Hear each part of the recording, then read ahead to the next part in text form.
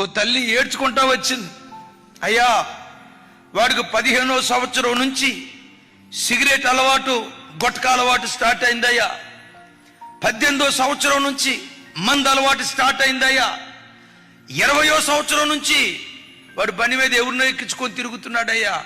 నా కొడుకు మారేటట్టుగా ప్రార్థన చేయండి అయ్యా, నీకు దండం పెడతా, సంఘబిడ్డలకు చెప్పండి, గొలుసు ప్రార్థన జరుగుతున్నాయి అన్నారు కదా, నా కొడుకు కోసం ప్రార్థన చేయండి అయ్యా అంది.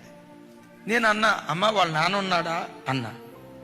అయ్యో, అంత పెద్ద మాట అంటున్నారు ఏంటండి, లేకపోవటం ఏంటండి, మరి మీ ఆయనకి చెప్పారా అన్న.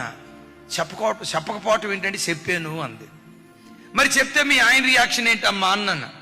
15వ సంవత్సరంలో వాడు స్మోకింగ్, గంజాయికి అలవాటు పడ్డాడన్న వార్త తెలిస్తే మా ఆయనకి చెప్పా, అయ్యా వాడు జేబులు శుభ్రం చేసేటప్పుడు సిగరెట్ సూర వాడి జేబులో నాకు కనపడింది అయ్యా, వాడి జేబులో పొట్లాలు కూడా కనపడ్డాయ్యా, కొంచెం కనిపెట్టి చూడయ్యా అంటే